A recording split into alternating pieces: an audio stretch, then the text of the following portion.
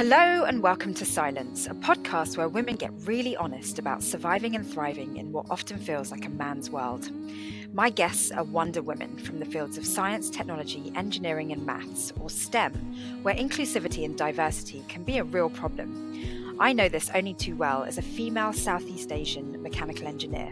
I'm kind of a minority within a minority. I'm Dr. Shini Somara, an engineer turned broadcaster. Throughout my career, I've worked on and reported on some cutting-edge technology and innovation. And through my TV work, I've met some incredibly inspiring women from a diverse range of STEM fields. Talking to these exceptional ladies has often left me feeling empowered, hopeful, and excited about life. I believe Scilence will enrich you too.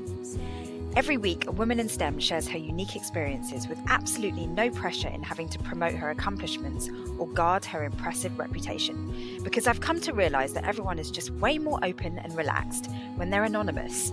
So I deliberately disguise my guests' voices so that we're just connecting as human beings rather than human doings. It's my hope that you really relate to what we chat about today. If so, please do subscribe to Scilence and maybe even rate and review the show. I'd love to have your feedback. This week, my guest is in the field of nanotechnology. Hi. Hi. How are you? I'm good, thank you. And you? Yeah, good. Thank you so much for coming on the show. I know that you are juggling so many different things at the moment, and you're probably quite tired with everything that's going on at the moment.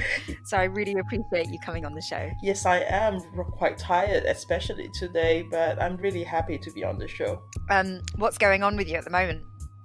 Oh, plenty of stuff. So there is my day job, and then there is my baby. He's just past 2 years old, really active, Oh, and wow. he just got a little. He was a little sick yesterday, so Aw. and on top of that, I'm running a nonprofit pro bono, and that takes Right. up like some of my time as well. Mm. So I always joke to say that I have three full-time jobs. Yeah. Yes. It sounds intense. I don't know how you do it. So is one of the jobs then in nanotechnology? Are you still in that field? Oh yeah, definitely. And how did you get into nanotech? Because it's quite a new science, isn't it? Relatively. Yeah, it is. How did I get into nanotech? That's a good question. I think I've really liked sciences when I was in school, Hmm. but to be more precise, I liked chemistry. I hated physics, but then I grew to love it after I changed my mindset about certain things about physics. And so I've always loved chemistry, and I did well in chemistry and later on in physics. And so when I went to university, I could choose pretty much whatever I wanted to do. So I'm really lucky that my parents were not insisting that I do a particular thing or the other. Hmm. And so I decided to do chemistry. That was like a natural choice for me. And that was pretty tough because I came from a background where people keep telling me that engineering is the way to go, and people don't understand why I don't want to do engineering when I could get into it, but I choose to, do chemistry instead. But, I just kind of decided to follow my passion instead of following what the society thinks that I should be doing. And I think that went well for me. Why was society telling you to do engineering? Well, it's like engineering is one of those subjects that is like highly regarded, along with like being a lawyer, being a doctor, Yeah. and if you're in sciences, then the so-called the best thing to do would be to be an engineer. It just has a very, I think, traditionally, it's just one of those, highly regarded Yeah. professions. I think it is in Germany, for sure. But there are other parts of the world that don't really think engineering is that esteemable. Well, I don't know. I mean, from where I come from in Singapore, engineering is definitely estimable. Yeah, I mean, there are definitely some countries that really think engineering is awesome. And I happen to agree with them because I think engineering really gives you a broad range of skills. So, who influenced you growing up then? Do you have members of your family that are in engineering? Oh, not at all. I mean, I just, looking back, I just feel like I'm so lucky because, when I look around me and I see people who have like role models because their parents or someone very close to them are like in the science field, but not me. I mean, my dad was a businessman and my mom is a housewife. So I think I just got lucky in the sense that they pretty much let me choose what I wanted to do, and I happened to choose something that I really liked. So that means that from a very young age, my my um my life was guided by passion, like what I love to do. And of course, then when I did chemistry in university, and of course, because I'm so passionate about it, so I did really well in it. And then I started getting scholarships to do like a higher degree, which I took it up. In fact, I did so well that I had two scholarships to pursue my PhD, and I took it and I did really well in it, and that's where I am today. Wow. I'm so amazed that you almost went into STEM unguided. I mean, were you motivated by your achievement in the subjects? Like, were you good at these subjects and that's why you kept going with them? Well, I think that definitely helped.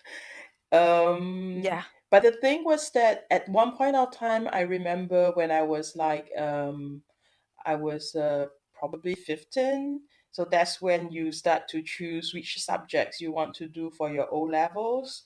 And I realized that I really enjoyed doing the arts as well. I probably wasn't that good in it, but I really liked doing it. And somehow, I didn't get into the art stream because the teachers probably thought that I wasn't good enough. and then Right. and then when I was doing my A levels, I really like economics. And I did well in it, but in the end, I just didn't pursue anything down that line. So yeah. What kind of kid were you? Were you like the type that was mixing up strange mixtures at home and trying to understand the chemistry or making slime and things like that? What kind of kid was I? So, I have two elder brothers, and when we were young, typically when we go to the store, like we'll each be allowed to choose a toy.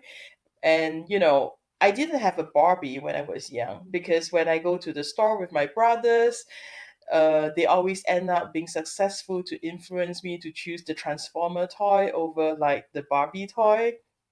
So I grew Yeah. up with like boys' toys, and then I remember that I was quite a clumsy kid. So when I play with stuff, like not only toys but just things in general, I just end up breaking them, and that would make my parents really mad at me. And so I started, trying to repair it, like trying to take it apart to Brilliant. to see how it works so that I could try to repair it so that my parents won't be mad at me. So I think that's where it came. Oh, that's so awesome. So then how did you make the kind of jump into the tiny, tiny world of nanotechnology?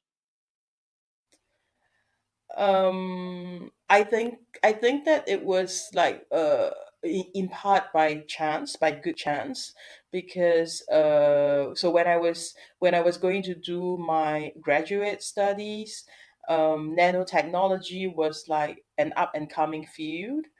And when you do sciences at a higher level, so Mhm. actually, you don't like I felt like when I submitted my PhD thesis, it could have very well been a thesis for chemistry school or the physics school or the material science school, because when you do science at a very high level, it's like Interesting. because the fundamentals of science, they all converge. and like subjects that we Mm, give them a name, they're artificial just to have some sort of categorization, so that the school syllabus becomes more structured. But I think when you do science at a high level, chemistry is phenomena in chemistry can be explained by physics in a different way with different words, and so on yeah. material science.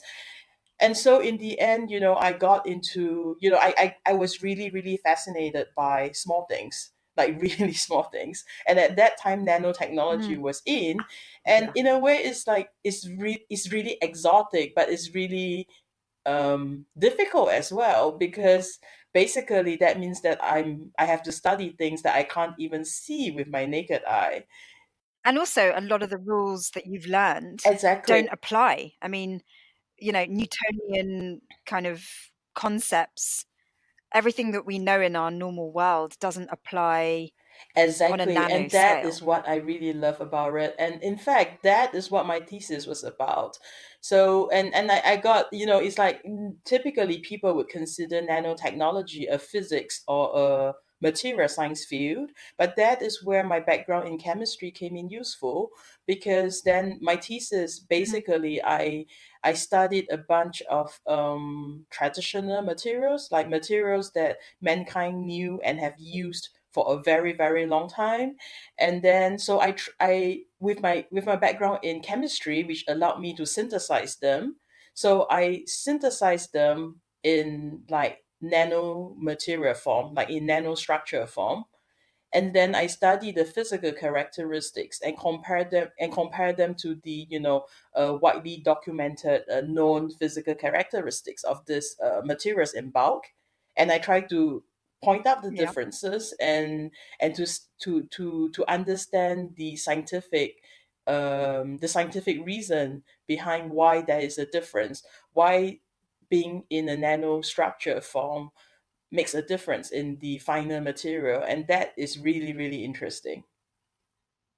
Yeah, I can understand why you were so fascinated by it because when you were talking about studying chemistry and physics at school, it sounds like you really had an interest in all of them, and you were good at all of them eventually. I know you struggled with physics, maybe more in the beginning, um, but it just seems like such a perfectly suited discipline for you because it's brand new. You're like on the cutting edge.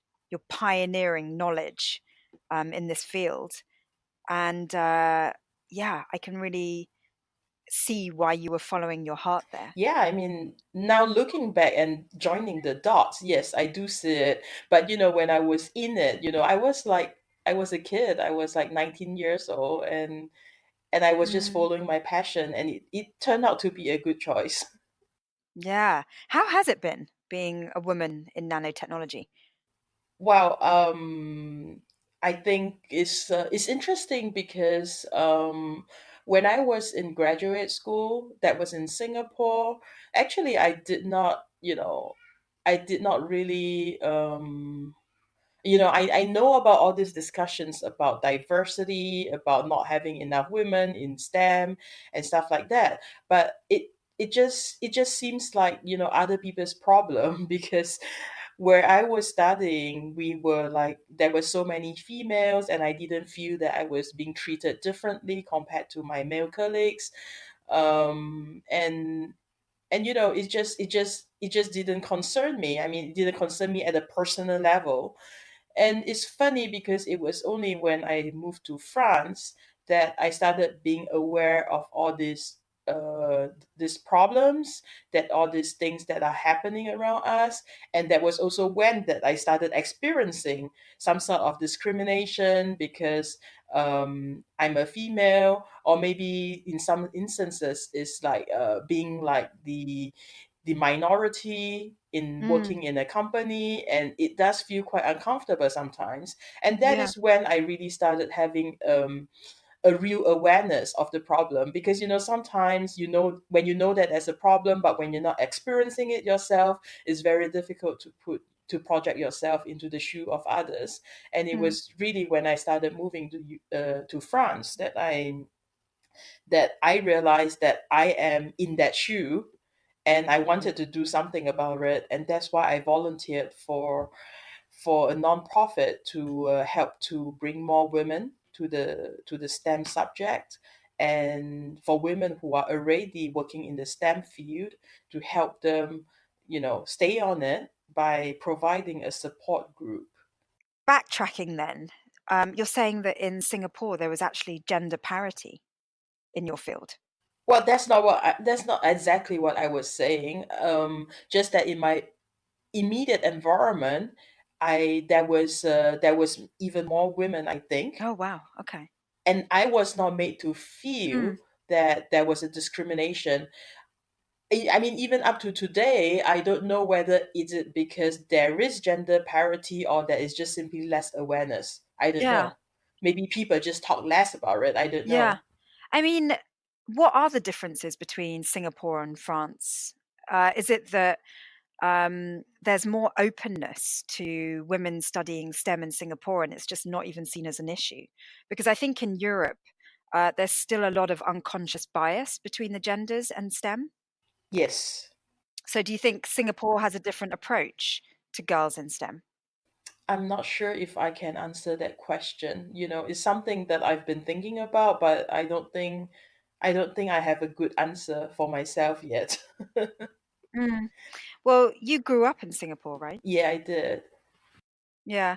So, I mean, because I can tell you, having grown up in Europe, um, I was very aware of how girls were expected to kind of behave and treated a certain way. And that conditioning is what led to the stereotypes and the unconscious bias. But since you grew up in a different country, maybe you were not raised that way with that kind of mentality. Yeah, I think so. I actually think that that's why I said I'm really lucky, because I actually think that my experience might be just me. And I know that definitely in Singapore there is still like certain traditional mindset which says that the women should, stay at home, have kids and stay at home, should not have too much education, like some but not too much, that kind of thing. Mm, right. So your situation was very kind of the nurturing, encouraging, supportive environment for STEM studies was probably more local to you. It was more to do with your family rather than the country you were raised in. Well, I think that is there is the educational system as well, because Mm, I did yeah. meet some really supporting teachers on the way. And if they were not there, I would probably have dropped out a long time ago. I would probably not even have had my A levels, because Mm, I was particularly rebellious when I was in junior college. So I think it's a mix of everything. I think there is like a family support, and having good teachers, encouraging teachers, and yeah. yeah. It's so important to have those, I think, because I think sometimes there's this assumption that really you can only go into STEM if you come from generations of STEM role models. And I really don't think that's the case. I think you can pioneer, you can trailblaze your way into STEM, having absolutely no association with it whatsoever. Yeah, absolutely. And I would just like to backtrack a little on your previous question, whether it is like, whether the reason why I feel so supported in STEM, is it due to my local condition, or is it linked to Singapore as a country? Mm, So I remember having this discussion with another friend, also from Singapore, who is also like living in France right now. And so she told me that she felt the same way as I did, even though she came from a completely different environment. So I think maybe to a certain extent, it is linked to the country, though the just the way the country is encouraging like people to do sciences, um, regardless of gender. mm. Yeah, I think that could be it. Yeah, because I have actually heard that women in Asia are so much more supported, and actually the statistics of women in Asian countries is a lot higher for females in STEM, and maybe it's something to Yeah. do with the culture and the mentality in terms of gender equality. Yeah, it could be. To be really honest, is something that I've been thinking about it, but I just couldn't find a good explanation. Except, I mean, and also I don't have so many case studies. So, So, what's your day job like? oh, what is my day job Yeah, like? like what does a nanotechnologist do? Oh, I know like when you talk about nanotechnology, people get a bit scared, like, oh, these are like tiny particles that we're going to breathe in, and that's going to maybe harm our Mm, health or something. But no, not at all. Actually, nanotechnology is already all around us. So what does a nanotechnologist do? So basically, we develop commercial, like I'm in the industry, but of course, if I were in the research field, I might be doing something slightly different. But so what we do is that we develop transparent thin films that are so thin that they are invisible to the eye. And why are they useful is that basically we use vacuum technology to put them onto surfaces like eyeglasses or like windows, so that in the case of windows, so that we can make windows more mm, energy efficient, that requires less heating in the winter interior in the indoors, and less cooling in the summer. So that is for the case of architectural windows, or even car windshield and windows. Another application of nanotechnology that I mentioned just now was is eyeglasses. So basically, eyeglasses. Today people wear eyeglasses, and the objective is not only to correct vision, but it could also be to protect ourselves mm. from harmful rays like the ultraviolets, or with the increase in use in digital devices today, and to protect ourselves from the harmful blue light emitted by digital devices. And also, when we wear glasses, we want to look good, and one of the ways to look good in glasses that is linked to nanotechnology is to reduce the reflection that is Right. coming from the surface of the glasses. So when we take photographs, for example, we don't just have a bright Mm.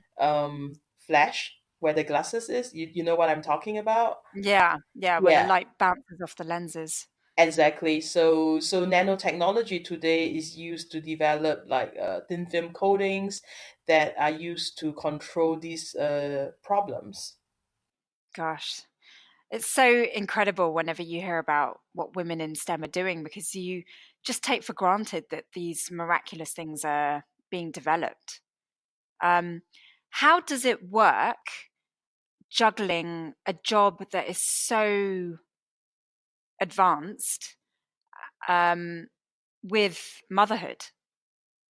Oh. um.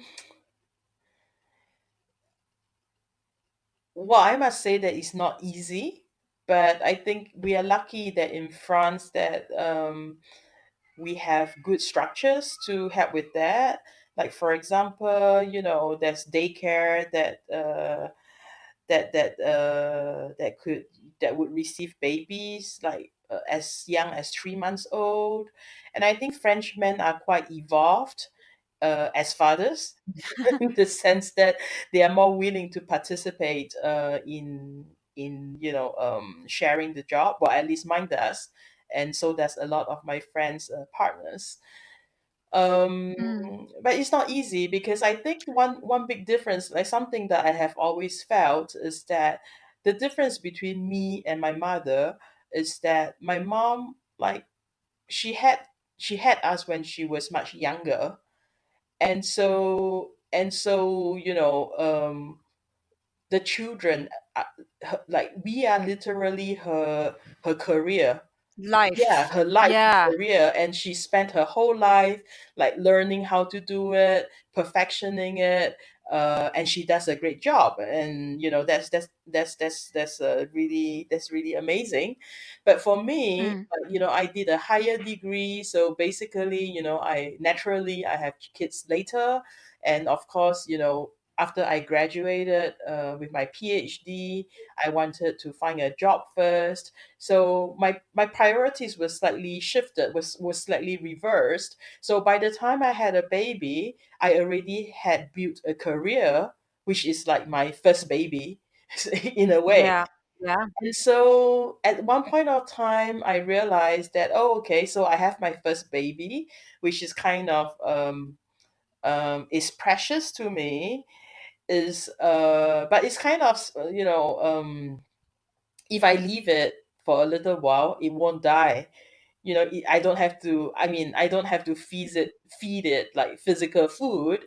Whereas then I have this little human being that I just gave birth to, who is like so 100% dependent on me, and I Mm. just have to give it a lot of care. And while it sounds really natural that, oh, of course, you take care of the human baby, but at some point of time, just in my brain, it's kind of conflictual. Like, okay, so does that mean that I have to kind of like put my first baby, that is the career, like on not on pause, not exactly on pause, but to stop it from the fast forward mode, so to let it just play out in a normal mode while I put more time to take care of my human baby. So that was, that adjustment was quite difficult at the beginning. But once I get in my head what I should do, what I want to do for my family, Mm. it becomes easier. And also the other thing is that being like a first time mom, like, when I went back to work from my maternity leave, it felt almost like a holiday to me. Yeah. I've had that before. Yeah. Yeah. So you Yeah. were happy to go back to work? Well, I was happy to go back to work, because my work seems so much easier than being a mother. Mm. And being a mother without experience, I just keep wondering whether I'm doing things right, and there's so much Yeah. to learn. Yeah, which I'm Whereas happy with to. your I'm job, you know exactly how to do it well. exactly I'm the expert in it. So Yeah. so yeah, so it I think it involves a certain change in mindset. Mm. And I Yeah. think this mindset change is something that we encounter, like, in a very general way in our lives, in different scenarios, and in different points of our lives. And I think what is important is to take the time to have the awareness that this is happening, and to, just sit down and think about what we want to do about it. Another example that I would like to give is that, when I was fresh out of graduate school, like many fresh graduates, I was just so worried of not being able to find a job. So what I did was that, I just jumped at the first job that landed on me. So, I'm lucky. I've been lucky in my life. So it went well for me. Like, it was a good job, and I stayed in it and stuff like that. But then some point in my mid career, um, I realized, like, I took the time to think about what I wanted, and I realized that, it's not just about finding a job. It's finding a job within a company that share the same value as we do at that point of our lives. So, more concretely, it's like when I was interviewing with my current company, I was actually pregnant, but it was just I was like, at the beginning stage. So, and it was quite awkward because, I didn't want them to see me as the pregnant woman. I wanted them to see me Mm. as the professional that I was. And I wanted to be Yeah. evaluated as a professional instead of as that the pregnant woman. And anyway, it was in the I was in the first trimester, so it was, too Did early you to tell tell them? them. Well, I did not tell them at the beginning, but then I told them Yeah, before they offered a contract.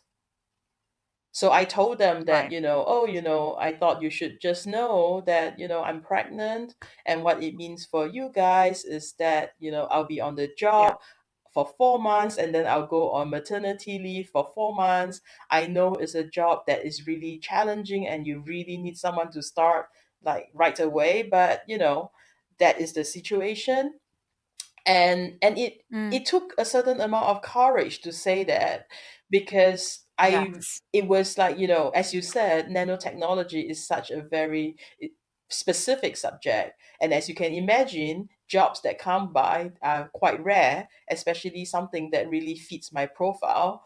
So when I was saying that, it Mm, was scary because I felt like I was putting my career at risk, but at the same time I told myself that if the company does not want to hire me because I was pregnant, then yeah. that means that we probably don't share the same values, and it's Yes. probably a good thing for me not to work with them, and too bad for them Mm, because I'm such a good candidate. And if they don't see it, then too bad for them, because after all, maternity leave of 4 months is nothing compared to the lifetime, to the length of a career that we could mm, potentially build together. So basically, I yeah. left this information on the table, and for for a week I was just like on my toes, trying to Yeah. see what their It can their be reply scary would standing be. up for yourself. Yeah, yeah, absolutely. It takes a certain amount of courage, and then and I was just so happy when they called me back and they offered me a job. So I don't feel like a dishonest person by not telling them that I Yeah. was pregnant. That is Yeah. an important value for me as well. And I was really, really happy and surprised, and and I was so glad I did it, because not only did they offer me a job, they gave me something that was more than what I asked for initially. So I did not feel penalized being a pregnant Mm, woman, and instead I felt completely valorized, uh, uh, of my like technical experiences, of what I could bring to the company, and that was amazing. That feeling was amazing.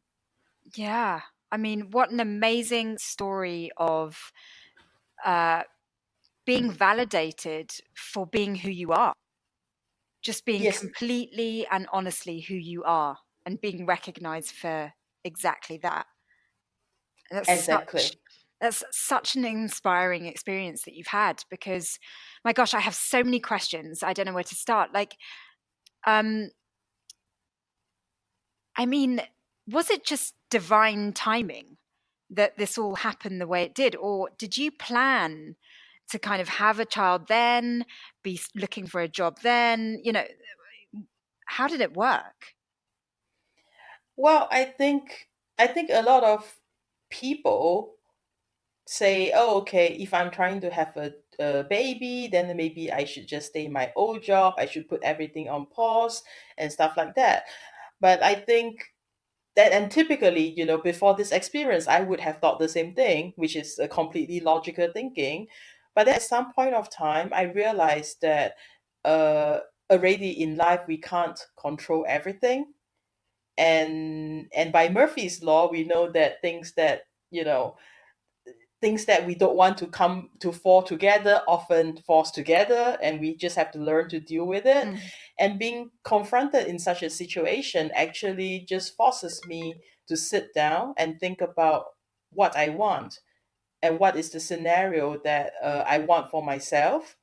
um, and it creates an awareness in myself, so I'm actually making a conscious choice, taking the risk, but also a calculated risk, and making a conscious choice towards what I want or what I don't want.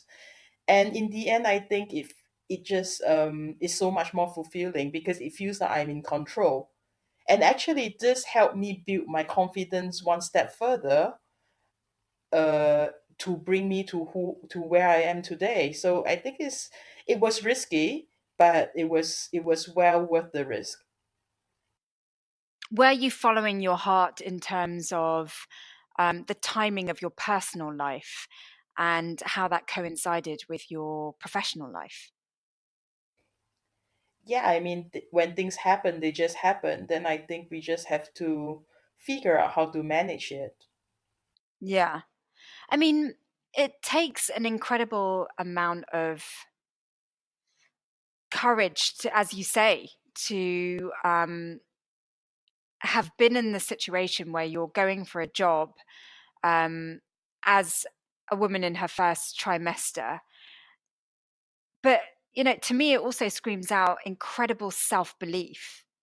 It's not just courage, it's really being assertive and believing in what you can bring to a company that propelled you in that interview, it sounds like to me.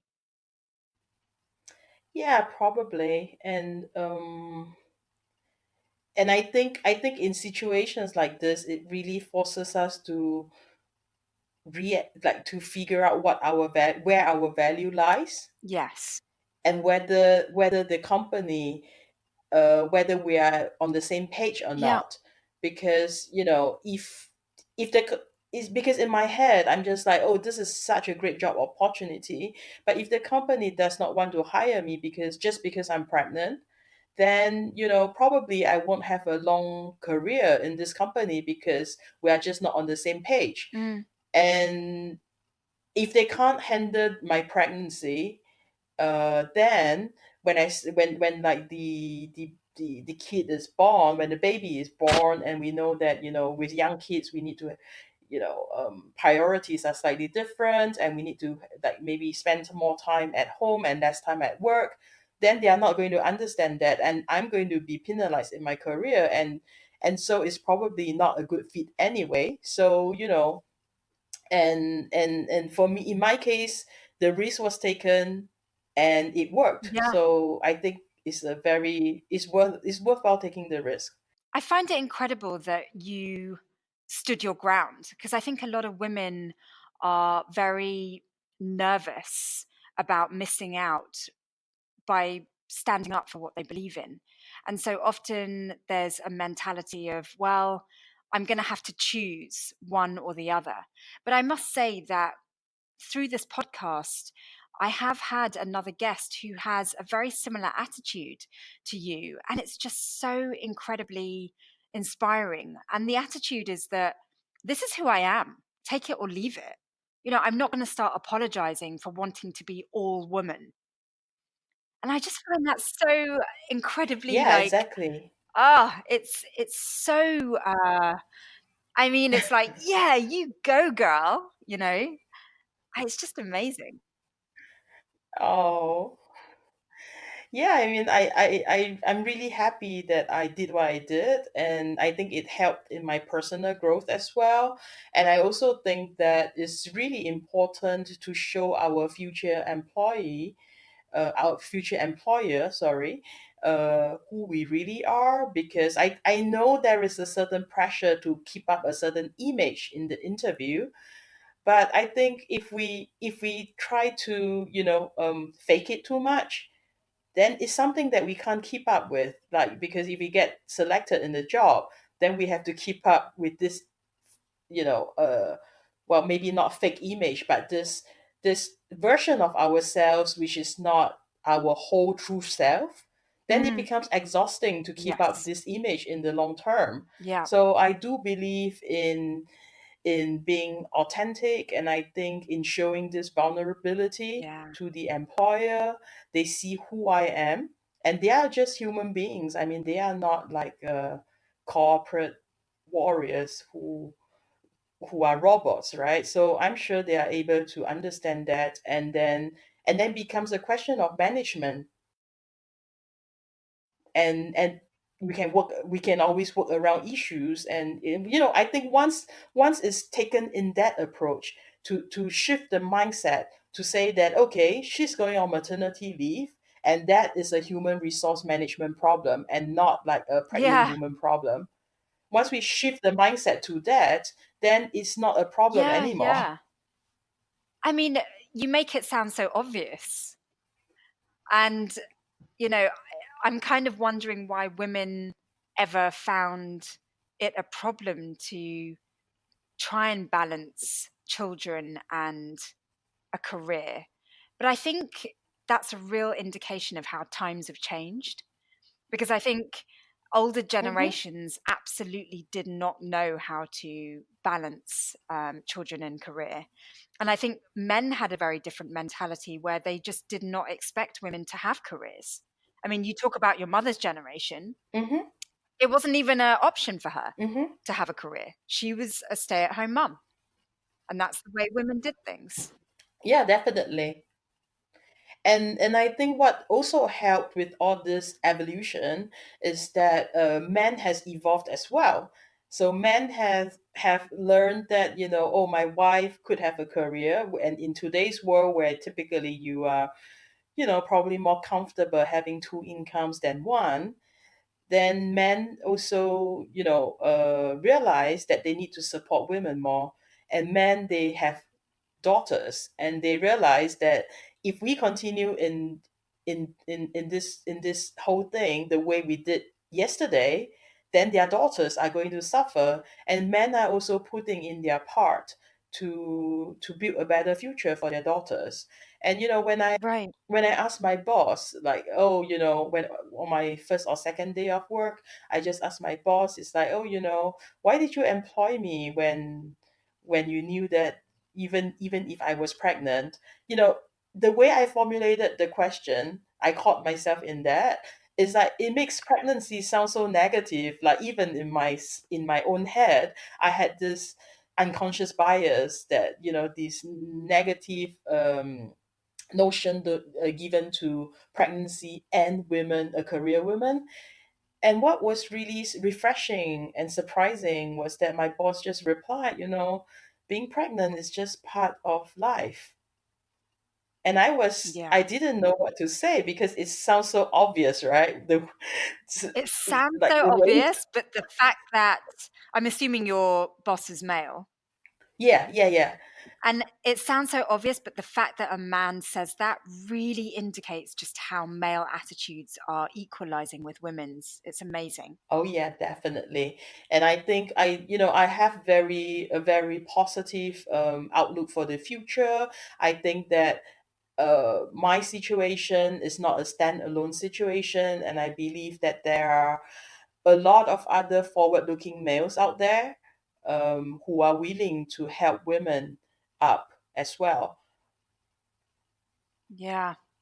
And it's It, getting more and more. I'm not saying that they are all like this, but I'm saying that there's more men like this than there were like 10 years ago. yeah. And I think today we have a real mixture. We have men with a very old school attitude, and we also have men with a very new age attitude. How did you choose your partner? Could you see in him a very new age attitude, or was it just total luck? I'm asking that because I'm assuming that your partner, the father of your child, is just really supportive. I mean, you're able to record Yeah. this podcast this morning because of him, and so how did you find him? Well, yes, he is really supportive. Um, I think when I think I'm just like anyone else, like a normal person. I didn't think that I had this foresight when we were dating. Like when we were dating, I knew that he was a good partner. Yeah, I knew that he could be a good father, but then it probably didn't consciously cross my mind to evaluate him on whether he would be like equally contributing, supporting partner to my career. um but maybe I don't know. I mean, I didn't consciously think of that as, part of the checklist, Yeah, if you know yeah, what I mean. But I guess maybe subconsciously my mind just, decided that he is, because when we met, I already had a career.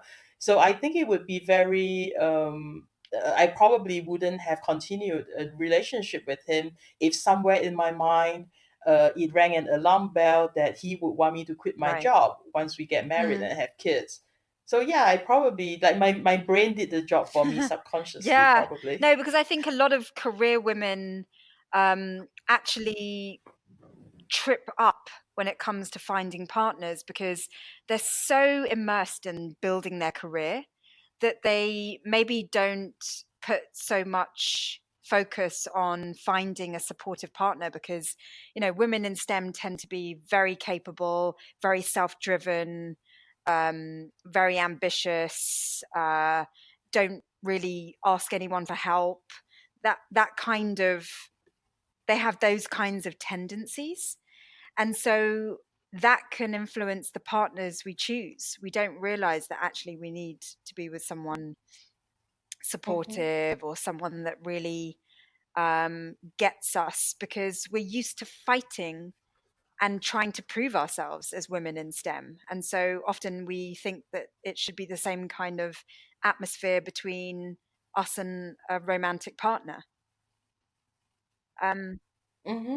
Yeah, and I definitely agree with you that to continue to be successful in what we do is absolutely 100% important to find a supportive partner. mm, Otherwise, it just won't yeah, work. yeah. I think it's very simple. I think sometimes we can complicate things because, as you mentioned, the checklist of finding a partner for life, the checklist can be um, maybe not an authentic checklist. We can often get distracted by maybe material things, status, things that aren't actually important. But if we do go for Exactly. the important things um, that are not based on any kind of prestige or anything like that, material gain or anything like that, we end up making the right decisions, I think. Exactly. Exactly. I think it's like, very often when we make a checklist without really examining ourselves, we end up making a checklist that could be quite superficial. And of course, when we find someone who fits the Mm. checklist, we feel good about ourselves in that moment, but then in the long run, we are going to suffer. Yeah. And I honestly say this with a lot of love. Like, I'm not condemning anything, but, for example, there's, a massive trend in dating apps and things like that. And, algorithms are using a checklist to find you a partner. And Hmm. sometimes I think people are not really aware of what they truly want on their checklist or what's important. They are going by a social conditioning, which ends up kind of leading them into making mistakes about future partners. And it doesn't sound like that is something that applied to you. It sounds like you picked well. And the reason why I draw attention to that is because, as a result of picking well, you are able to handle three very intense aspects of your life. And so it is important to choose well. Exactly. And these important aspects of my life, it are the ones that brings me satisfaction, Mm, and it's yeah, important for me for growth, for personal growth. yeah, yeah. So, how would you summarize what is important to be able to juggle all those things? I think it goes back to passion. It goes back to Yeah. passion and doing something not just because it looks good on the CV, but doing it because you truly believe in it. Mm, yeah. Like how you are doing Silence, like, waking up at being in the office at 7:30 in the morning just so that we could talk today. Yeah. I think this is passion driven. Mm. This is completely passion driven, and once we drive our actions by passion, which is in turn driven by our values, I think that we are set to go a very long way. But if Yeah. we are driving our our actions by superficial stuff, like just so that I could have one more line to add on my CV, then it's just not going to go so far. And I think we are just going to be called out on this sooner or later. Absolutely. I must say, in talking to you, I really feel like I'm talking to someone who is in true alignment with herself. Like I feel this Well, I try genuine to be. authenticity. Yeah. Have you always been this way, or did you grow to learn to be authentic? Oh, definitely. I came a long way to. So I'm not. I mean, I think I'm more aware of who I am, what my values are, and I'm more willing to show vulnerability, which is not such an easy thing because I think society conditioned us to hide our true feelings. But then, and it's not always easy. And I think I definitely came through a long learning process to be who I am today. And I'm not perfect. I think there are some aspects of my life that I need to work on. The topic that we are talking about today happens to be one aspect of my life that I feel, particularly comfortable and in my shoe with. So, but I think that's, life is so complicated. I mean, it's not complicated in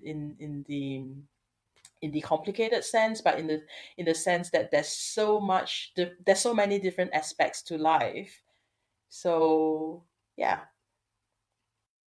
Yeah. I mean, when you say the topic that we're talking about today, what exactly do you see as being the topic today? Because we've covered so many different areas. Like, yeah, what is the topic?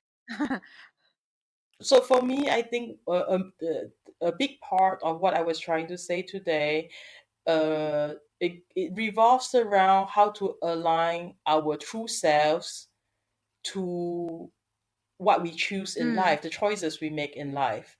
What may it be education, may it be career, or our life partner. yeah. So yeah, it's aligning ourselves with our higher purpose. And do you have Exactly. suggestions on how people do that? Because I don't know how many of the audience are thinking, "Oh my God, this is getting really hippie chic, woo woo." It's a bit like no, but it's so important to. I mean, it can actually be very practical and rational to kind of align yourself with what you truly believe is your purpose Hmm. in life. But how do we logistically go about doing that, in your opinion? So again, I think it's not a simple Mm, step one, step two, step three story. It involves a lot of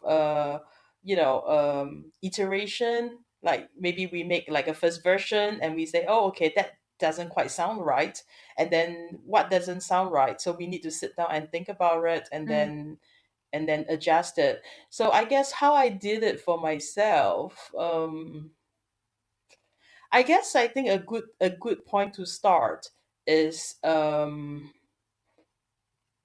what what do I like to do, and why do I like doing that? So once I figure out what I like doing and why do I like doing that, then I think it could point to identify this higher purpose. Okay, I like doing nanotechnology because I can because it's cool and I get to develop, practical products that could help people. Yeah. And if I do like doing that, then that means that, I need to find myself a career or a company that is aligned with that mission. Mm. Yeah. So, like, with my training, I could very well be, I don't know, making an atomic bomb, but that is probably not aligned with what I want to, like my higher mission. And so I look for a career elsewhere. And of course, like I mentioned just now, like we get a first version, but like our environment changes, and even ourselves, we changes as we grow.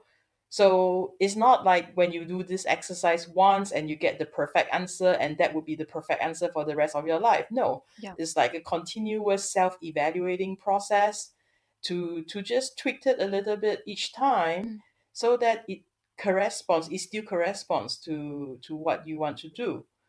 And sometimes we might not get the right answer. Sometimes we might just completely fail in the sense that, we point ourselves in the wrong direction, which is okay. Just, start over again, and we'll do better the next time. It's a life learning process, really. Yeah, and it's okay to make mistakes. I think people have a fear of failure, and making mistakes is part of the journey. It's perfectly healthy to screw up. Exactly. And I think very often we make more mistakes than finding the right Mm. answer, which is not completely normal. Yeah. Well, I must say that with that amazing advice, I think in speaking to you today, I think what's really been very apparent is to not only align with your higher purpose, but to also be brave enough to speak up and stand up for what you believe in, because it's all very well knowing who you are, but if you are unable to be assertive about it, I think you've only won half the battle.